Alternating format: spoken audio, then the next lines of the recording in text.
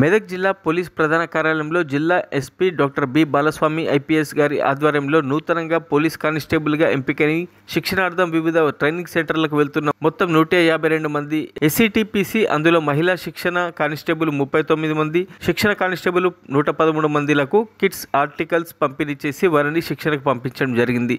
ఈ సందర్భంగా ఎస్పీ మాట్లాడుతూ మెదక్ జిల్లా పోలీస్ శాఖకు కీర్తి ప్రతిష్టలు తీసుకువచ్చే రీతిలో విజయవంతంగా శిక్షణ పూర్తి చేసుకోవాలని ట్రైనింగ్ కానిస్టేబుల్కు సూచించారు.